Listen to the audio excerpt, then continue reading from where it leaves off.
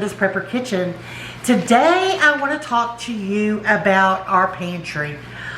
Do you have enough of your preps to make all your recipes? Do you even have the ingredients? So today that is what we're going to talk about. For I guess about a week or so now, I've been, really pondering over things. Do I have enough? How much food do I really have? Do I have enough tomatoes to make what I need to make? Because I've been on a one-track mind as far as my tomatoes concerned. I'm thinking only about my spaghetti. But there are more recipes that use tomatoes. Flour. Do I have enough flour to make my bread, my cakes, a thickening agent in my gravies? Just all the ingredients. Do we actually have enough? Now there are many ways to determine whether you have everything that you need and have enough of it. We sure don't want to get thinking that we have a year's supply of food, but in reality we've only got 3 months or 6 months. So we need to check our pantries to ensure that we have at least the amount of time that you're prepping for. If you're prepping for a year, which is the method that I'm going to use today, and will help me determine if I have at least a year or 2 years or more. But you can also use the same method to determine if you have 6 months or however long you're trying to prep your pantry for. For me, I want to have the minimal of a year. I would feel more comfortable with the current events that's going on with the minimum of 2 years actually, and I don't think I have that. So I want to see what I actually do have, and I'm sure you want to know too. So I'm going to share with you today my method. Like I said, there's many methods that could be used to figure this up, and if you could, please leave your method down in the comment section down below, because it may be easier and less time consuming than mine.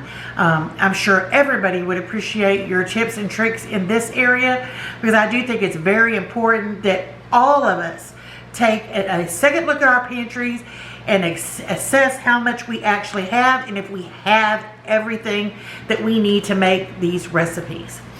So for me, my sister and I anyway, we were talking on the phone and we were trying to come up with ideas, recipes for using our ground beef, our pork, our stew beef, all the meats and things that we have.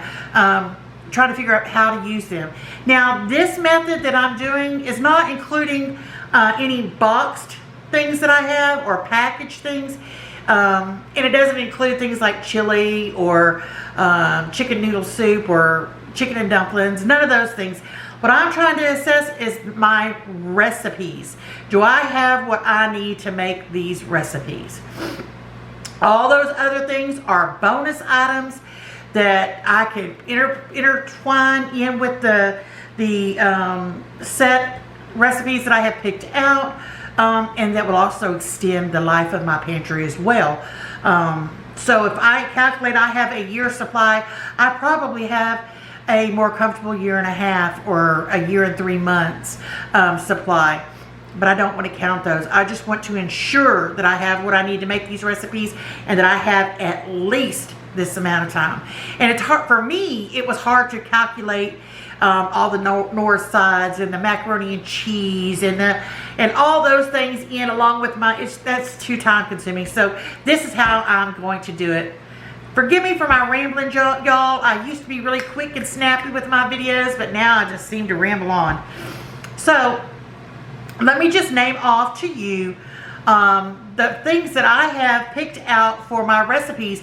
I would appreciate new ideas. I'm not talking about mixing hamburger with Knorrs or raw sides or things like that. I'm talking about easy pantry recipes to use ground beef, chicken, and the things. If you have any that you could suggest and leave those in the comments as well, I would greatly appreciate that, and I know everybody else would.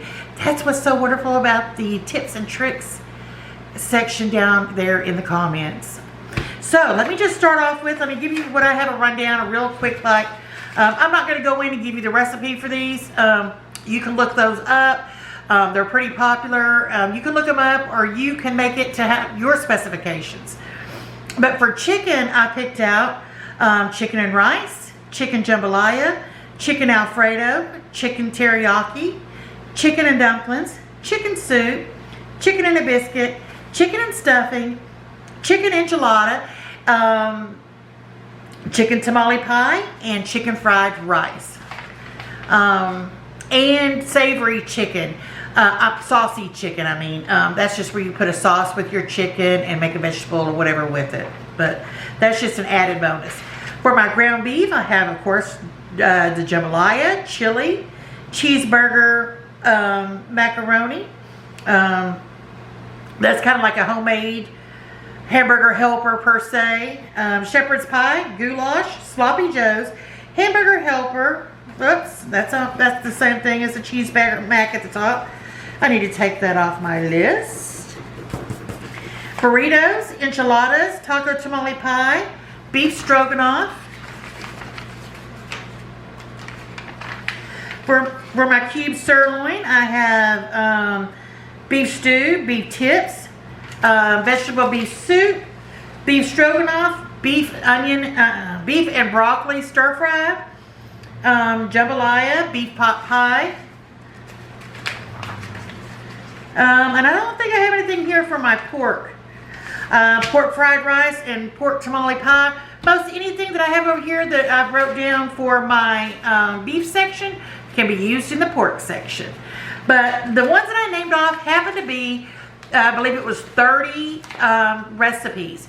So for me, in calculating up my pantry, I want to make sure that I have all the ingredients and enough of the ingredients to cover all of these recipes.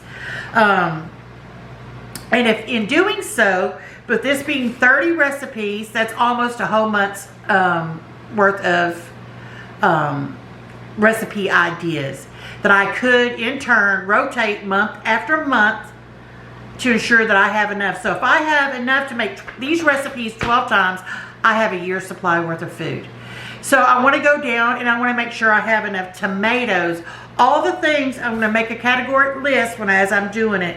Like I said, it's a little time consuming. That's why your tips and tricks will be very helpful here. For example, I have shepherd's pie. I would need ground beef. I would need cream of mushroom soup. So I would put a minced onion and whatever spices that I'm going to need. Spaghetti, I'm going to need noodles, canadized tomatoes, spices. You're going to need either tomato sauce or spaghetti sauce.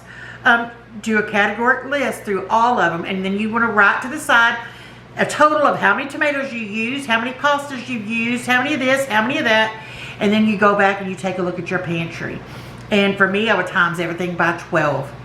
Then you take a look at your pantry. Do you have enough tomatoes? Do you have enough cream and mushroom soup and so forth? Do you have enough instant mashed potatoes? Enough pasta? Don't forget your baking thing on here. Do you have enough to make your bread? Do you have enough yeast? How many loaves of bread do you anticipate making a week? Do you have enough flour to make enough bread to last you 6 months, a year?